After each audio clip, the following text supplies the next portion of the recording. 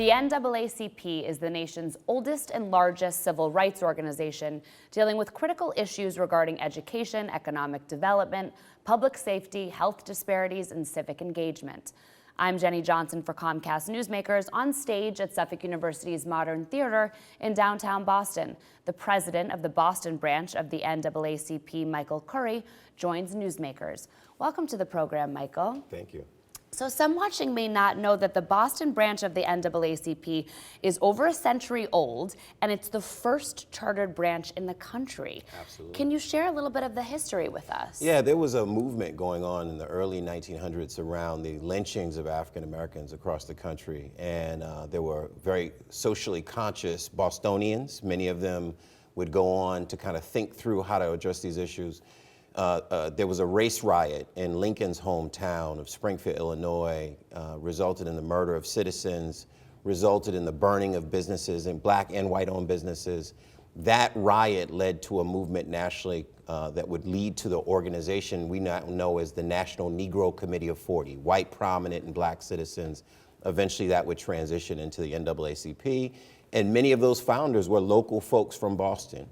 The Garrison family, the descendants of the Garrison family, a prominent white Roxbury lawyer, and they would found the nation's first civil rights organization. So you mentioned a few, but what were some of the early issues of concern?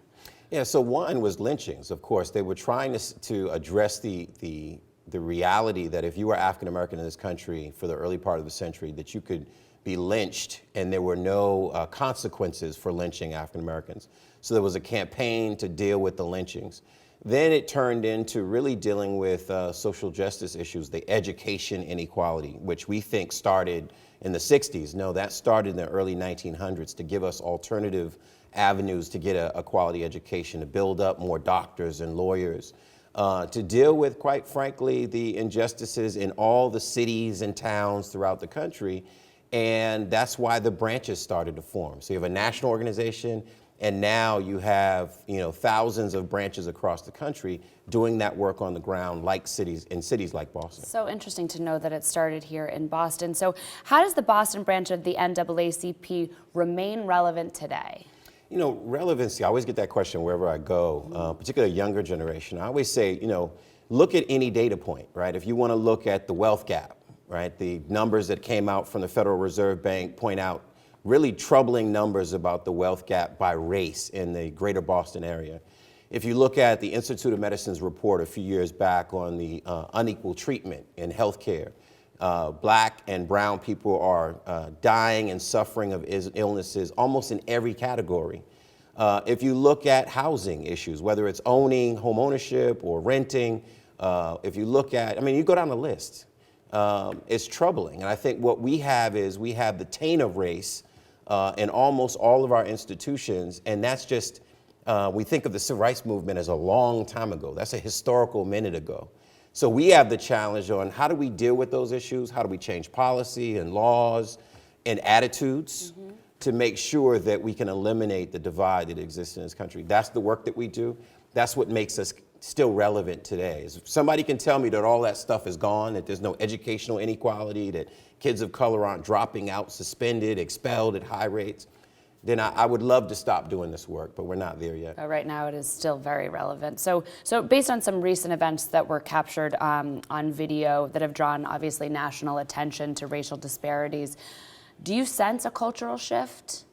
I do. I think, consciousness sometimes is forced on us as a people. I think we're in a position right now where if you saw Trayvon Martin, and you say, well, stuff happens, I feel bad for the family, but let's move on. And then you see another case, and then the next week it's another case, and then it's Tamir Rice, and then it's Sandra Bland. I think what America is saying now is that this is systemic. It doesn't mean all cops are bad, it doesn't mean all people are bad, but what it means is you get to a place where certain people get treated a certain way that quite frankly is unconstitutional, that quite frankly is unjust. And now if you are the well-to-do white family in Newton or in the outskirts of Chicago, Evanston, and you're watching your stuff, you say, no, this is wrong. And now this is no longer about what they're doing to address this issue. This is about what I need to do to make sure that people get justice. To me, that's a cultural shift. That's a social shift that should be exciting for all of us, because quite frankly, some of us have felt like we've been fighting this fight alone. And we need our allies, like the allies that founded the NAACP, to say, no, we want to be a part of this movement. That's an important cultural shift. So as a member of the NAACP's national board and, of course, president of the Boston branch, what are your hopes as you look forward for the future? We have a lot of work to do nationally and locally. One, my hope is to deal with this issue of mass incarceration, that the pipelining of black and brown men into prison for nonviolent drug offenses. We have addiction issues we have to address. We have mental health issues we have to address. The national NAACP is at the forefront of trying to figure out a strategy.